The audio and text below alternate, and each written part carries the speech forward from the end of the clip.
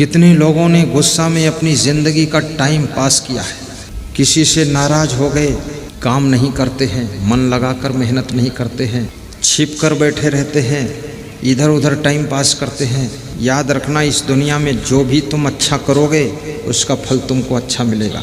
तो मैंने आपको बताया था कि 5 चीज़ों से भाग्य बनता है। अभी बता देता हूँ, खुलासा कर देता हूँ, सीधे बैठ जाओ आप। तो 5 चीज़ें मनुष्य के भाग्य का निर्माण करती है। नंबर 1, आपका स्वभाव। आपका स्वभाव यदि सुंदर है, स्वभाव में सहनशीलता है, नम्रता है, गुण है, तो आपका भाग्य चमकेगा। स्वभाव मिलनसार है तो भाग्य चमकेगा। स्वभाव का डायरेक्ट प्रभाव भाग्य के ऊपर पड़ता है। स्वभाव आपका क्रोधी है, गुस्सैल है, स्वभाव आपका आलसी है, निकम्मा है, मक्कार है, आपका भाग्य बिगड़ेगा। इसलिए अपने स्वभाव को सुंदर बनाओ, मधुर स्वभाव, आकर्षक स्वभाव, प्रसन्न चित्त स्वभाव। भगवान राम का स्वभाव था मुस्कुराने का, खुश रहते, और भगवान कृष्ण का स्वभाव था हंसने का, वो हंसमुख थे।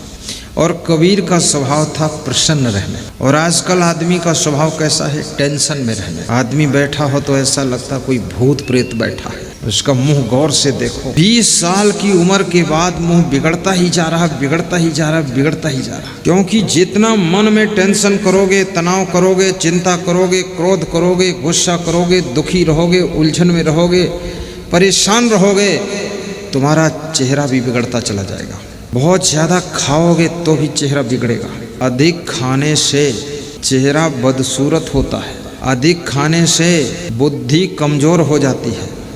अधिक खाने से हर समय आलस्य आता है। अधिक खाने से चेहरे पर उदासी रहती है। अधिक खाने से स्मरण शक्ति खत्म हो जाती है।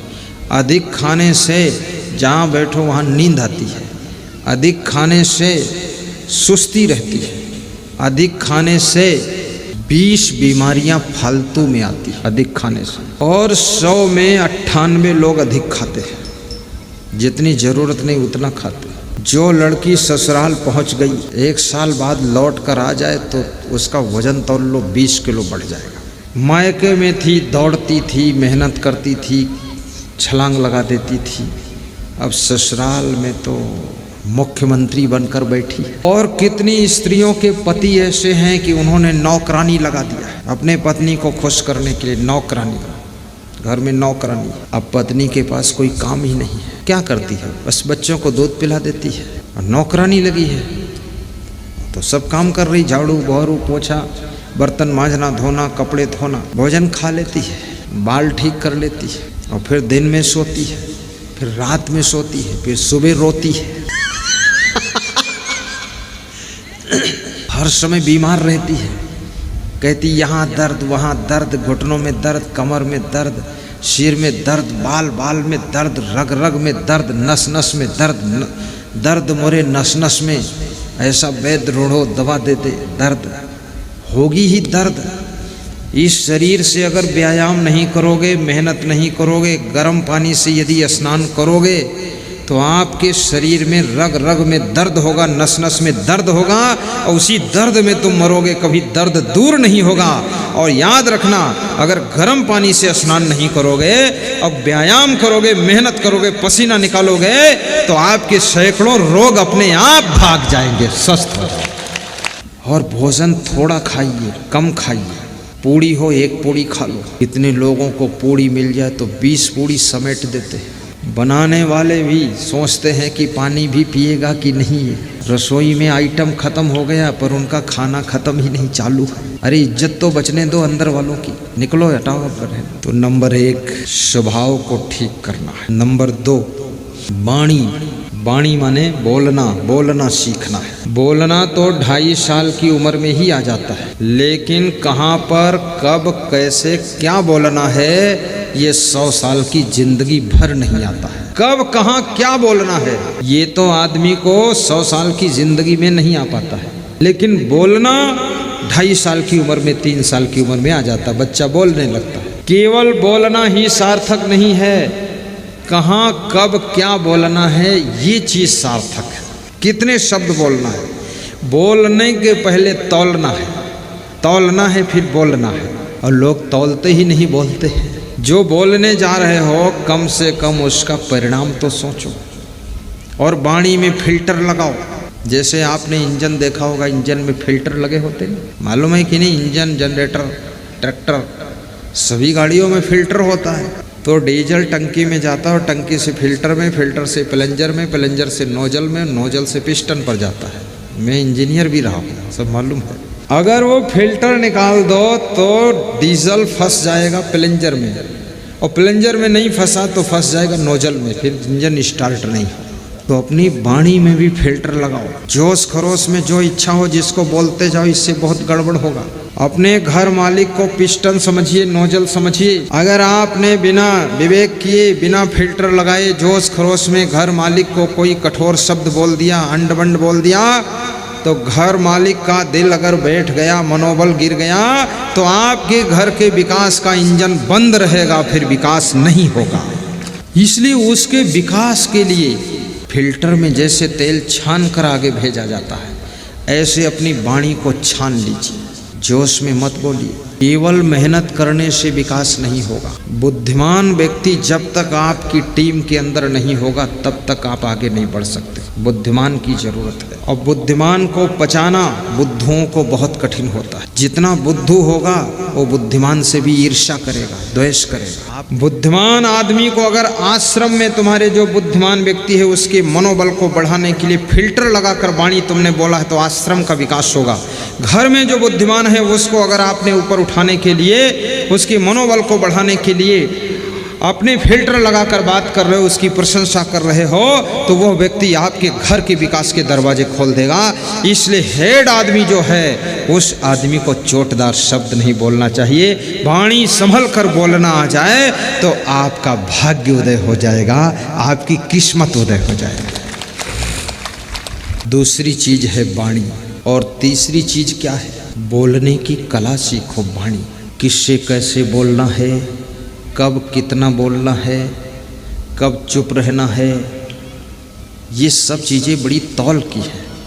कब मुस्कराना है, कब शांत रहना है, कब हंसना है, कब बिल्कुल मौन रहना है, कहाँ पर भाषण देना है, कहाँ पर नहीं बोलना है। जैसे अभी व्यास गादी पर आकर के कोई आधा घंटे भाषण शुरू कर दे तो ये पब्लिक सब भाग जाएगी, क्योंकि यहाँ लोग लक्ष्य बनाकर आए हैं कि सत्संग सुनना है।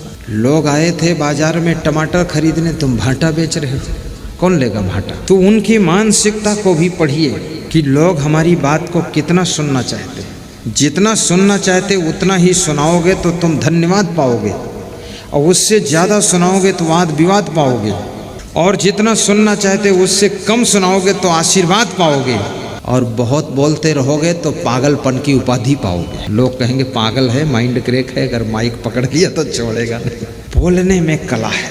पति से कैसे बोलना है। मैं एक सेठ के घर निवास था, तो सेठ का लड़का आया और सेठ के लड़के से पूछा।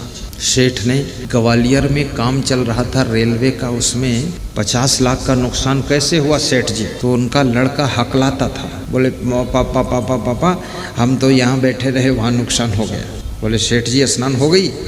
बोले अभी नहीं, जाओ स्नान करो सेठ जी और भोजन करो। फिर अपने लड़के से ऐसे कह दिया। फिर उनका मैनेजर आया तो मैनेजर से कहा कि ये जो 10-20 लाख का नुकसान हुआ है इसमें 1% नुकसान तुमको भरना पड़ेगा। क्यों नुकसान किया तुमने? लापरवाही बरती। और उसको डांटा और ऐसे हाथ उठाया थप्पड़ मारने के लिए। तो मैंने कहा सेठ जी आपका बेटा खुद वहाँ था, तो बेटे को आपने कहा कि स्नान किया कि नहीं किया, जाओ स्नान करो भोजन करो, बस इतना ही कह दिया। और ये मैनेजर को थोड़ा डांटा और थप्पड़ उठाया।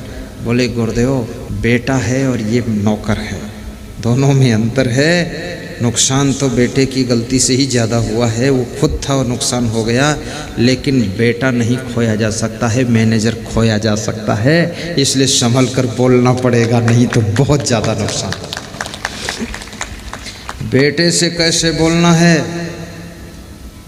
बाप से कैसे बोलना है, माँ से कैसे बात करनी है, माँ के सामने कैसे बैठना है, वाइफ से कैसे बात करनी, वाइफ के सामने कैसे बैठना है, कैसे रहना है, ये सब सीखो।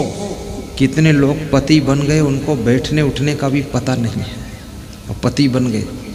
और पति बनने में कोई डिग्री लगती ही नहीं है, कितना बेवकूफ़ आदमी हो बहुत जल्दी पति बन जाएगा। पति पत्नी गृहस्थों की कोई ट्रेनिंग सेंटर है ही नहीं, बिना ट्रेनिंग के सब गृहस्थ बन जाते, इसीलिए तो इसमें उलझन ज़्यादा है। ट्रेनिंग लो पहले कि पति का धर्म क्या है, पति का कर्तव्य क्या है, पति को कैसे होना चाहिए, पत्नी को कैसे होना चाहिए, पत्नी का धर्म व्यवहार क्या है, पति के प्रति उसका कर्तव्य क्या है। ये सारी चीज़ें सीख करके जब गृहस्थी में प्रवेश करोगे तब आपको गृहस्थी इतनी उलझन नहीं बनेगी जितनी उलझन लोगों ने बना रखा है। पति की मर्यादा भी रखो, पत्नी का आदर भी रखो, अपने सीमा में रहो, मर्यादा में रहो, पत्नी का भी महत्व समझो। अकेले पति से गृहस्थी नहीं चलती है, साथ में पत्नी का भी सहयोग होता है। दोनों मिलजुल करके रहो, दोनों एक ही गीत गाओ, अलग अलग गाना मत गाओ। पत्नी कहती है साड़ी लाओ, पति कहता गाड़ी लाओ, बेटा कहता लाड़ी लाओ, और सासू बोल रही पानी लाओ। अब क्या लाओ, थोड़ा सलाह कर लो क्या करना है घर में। तो जिन्होंने अपने बोलने का ढंग सुधारा उनका भाग्य खुलता है। तीसरी चीज भाग्य को बदलने वाली, गौर से समझना, तीसरी चीज है आपका चरित्र। चरित्र यदि आपका अच्छा है तो आप किसी फील्ड में हो आगे बढ़ो। बेदाग चरित्र होना चाहिए, आपके चरित्र के ऊपर दाग न लगने पाए, संभाल कर रखो। क्योंकि याद रखना, धन खो जाएगा फिर मिल जाएगा, पद खो जाएगा पुनः मिल जाएगा, जमीन खो जाएगी फिर खरीद ली जाएगी, गाड़ी चोरी जाएगी शोरूम से नई आ जाएगी, लेकिन आपका चरित्र खो जाएगा तो वो कहीं दुकान पर फिर नहीं मिलने वाला है। इसलिए चरित्र को संभाल कर रखो। और जो चरित्रवान हैं उनके चित्र का सम्मान कीजिए। आपके घर में चरित्रवान के चित्र लगना चाहिए। आजकल लोगों के घरों में चरित्रहीन लोगों के चित्र लगे हैं, हीरो हीरोइन के चित्र हैं, जो पूरा चरित्र का कोई ठिकाना ही नहीं। वीरों के चित्र लगाओ, हीरो के नहीं, वीरों। महारानी लक्ष्मीबाई का चित्र लगाओ, महाराणा प्रताप का चित्र लगाओ, देशभक्तों का चित्र अपने घर में लगाइए। चंद्रशेखर आज़ाद का चित्र लगाइए, भगत सिंह का लगाइए, बटुकेश्वर दत्त का लगाइए। और चित्र लगाना है तो महान संतों का चित्र लगाइए, अपने माँ बाप का चित्र लगाइए, अपने पति का लगाइए, अपनी पत्नी का लगाइए।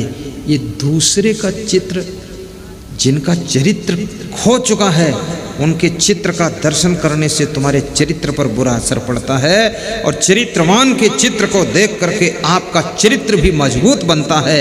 इसलिए चरित्रवान का चित्र लगाकर उसकी पूजा करना चाहिए।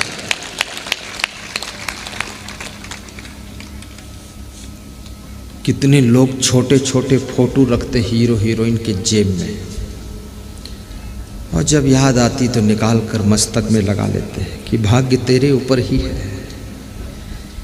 और कहते हेमा मालिनी तार दो या बोर दो, जो भी करो। कोई कहता कैटरीना तू कान ही काट ले, कुछ तो कर। कोई अमिताभ बच्चन के पीछे पड़ा है, कोई राजेश खन्ना और खेत के दो गन्ना।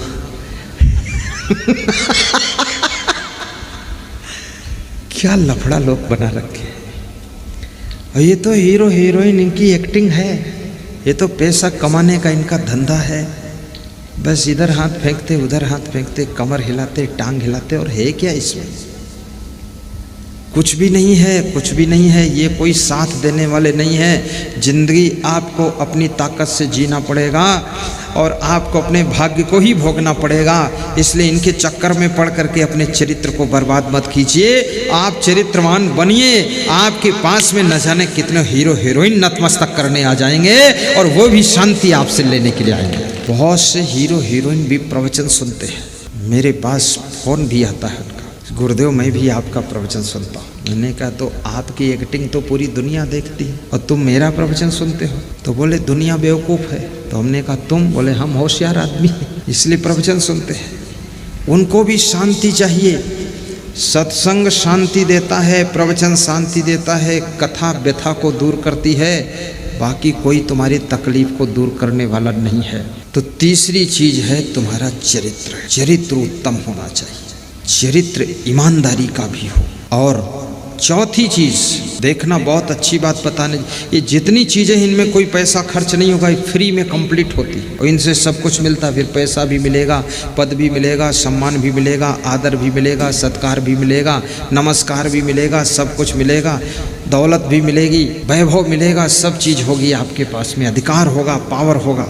चौथी चीज है आपका कर्म। जो तुम सुबह से लेकर के शाम तक कर्म करते हो, वो कर्म सीधे जाकर के भाग्य बनता है। इसलिए अपने कर्मों पर भी ध्यान दीजिए कि हम कर्म क्या करते हैं। कुछ लोग तो समाज में ऐसे लोग हैं जो कर्म ही नहीं करते, निकम्मा टाइप के हैं, कुछ काम नहीं करते, तो उनका भाग्य भी रुक गया है। और कुछ लोग दुष्कर्म कर रहे हैं। सत्कर्म करोगे तो सौभाग्य का सूरज चमकेगा। सत्कर्म, सत्कर्म क्या है? परोपकार का कर्म कीजिए, सहयोग का कर्म कीजिए, अपने बिजनेस में मेहनत भी कीजिए, खेती बाड़ी में मेहनत कीजिए, राजनीति में मेहनत कीजिए। परिश्रम, परिश्रम में शर्म मत करो, परिश्रम करो। और याद रखना, काम के घंटे बढ़ाओ, आराम के घंटे घटाओ। कितने लोग तो काम के घंटे घटाते जा रहे हैं, आराम के घंटे बढ़ाते जा रहे हैं। काम करना ही नहीं चाहते, लेकिन लखनऊ की बर्फी खाना चाहते हैं। काम धेला भर नहीं, बर्फी लखनऊ की चाहिए।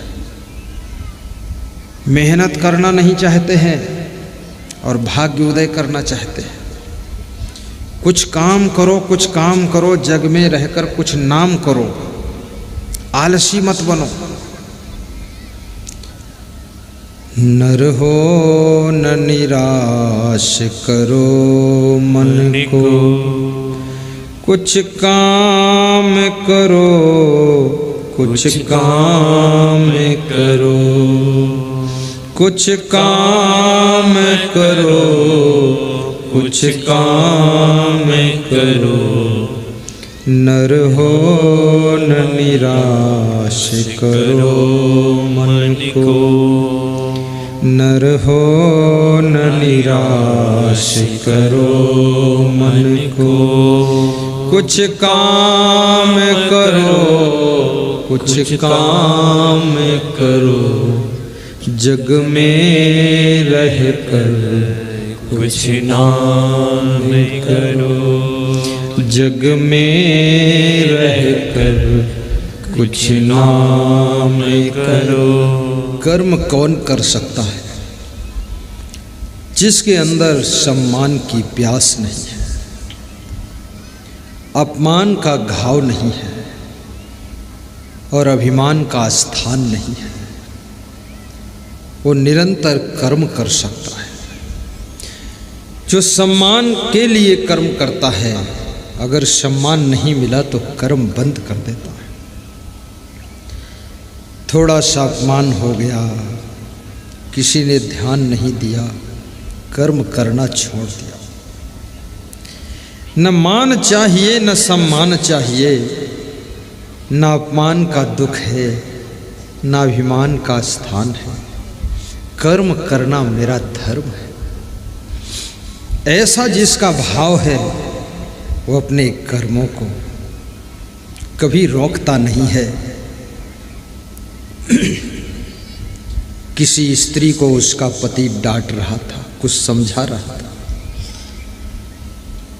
सुबह सुबह का समय था, तो स्त्री उठकर चली गई और किचन में जाकर के 5 मिनट के बाद चाय बना कर ले आई और अपने पति को दिया। तो पति ने कहा, मैं तेरे को समझा रही थी, तू क्यों चली गई? तो पत्नी बोली कि आपके चाय पीने का वक्त आ गया था, इतने टाइम आप चाय पीते हो, तो मैंने सोचा मैं अपना कर्तव्य पालन कर दूं, उसके बाद आप समझाओ जो समझाना है। तो पति हंसने लगा, बोला यही गुण तेरा ऐसा है जो मेरे क्रोध की आग को बुझा देता है और प्रेम की गंगा को बहा देता है। कितनी स्त्रियां अगर पति एक बार को समझा दे तो 7 दिन चाय नहीं बनाएगी, फिर वे इतना उलझ जाएंगी कि रसोई नहीं तैयार करेगी, भोजन भी नहीं पकेगा। और कितनी स्त्रियों को अगर पति कुछ कह दे तो गठरी बांध कर मायके चली जाएगी, बस छुट्टी हर हर गंगे, जा रही नर्मदा देवी। सहन शक्ति भी रखो, गम खाने की क्षमता भी रखो। तुमको यदि तुम्हारा पति डांट रहा है, यदि पत्नी तुमको समझा रही है, पत्नी डांट रही है, पिताजी डांट रहे, माँ डांट रही, सासू डांट रही है, तुम्हारा गुरु डांट रहा, गुरु भाई डांट रहा, तुम्हारा भाई डांट रहा, समझा रहा है, कोई तुमको समझाता है तो वो तुमको बहुत अच्छा बनाना चाहता है इसलिए समझाता है, और जो तुमको डांटता है वो अपने से भी तुमको महान बनाना चाहता है इसलिए डांटता है। नहीं तो डांटने की फुर्सत किसके पास है? कौन किसको डांटेगा? डांटने वालों को धन्यवाद दीजिए कि आपने हमको ज्यादा ध्यान दिया। और जिन्होंने ज्यादा डांट खाई है वही ज्यादा ऊंचे उठे हैं, और जो डांट किसी की नहीं लगी है बेहद खराब हो गए। जिस लोहे पर लोहार का हथौड़ा लग जाता है वही लोहा कुदाल और फावड़ा बन जाता है, और जिस लोहे पर लोहार का हथौड़ा नहीं लगता वो लोहा लोहा बनकर ही जंग खाता रहता, मूर्छा खाता रहता, पड़ा रहता है। और जिस सोने के ऊपर हथौड़ी लगती है सुनार की, वो सोना गले का हार बन जाता है, और जो सोना सुनार के हाथ में ही नहीं जाना चाहता है वो सोना सोना बन करके मिट्टी में मिल जाता है। याद रखना भाइयों बहनों, सोना जब आग से गुजर जाता है तो कंचन कहलाता है, और सोना जो आग से नहीं गुजरता केवल सोना कहलाता है। अगर तुमने माँ बाप की डांट फटकार, सास ससुर की डांट फटकार को स्वीकार कर लिया तो तुम कंचन बन जाओगे, महान बन जाओगे।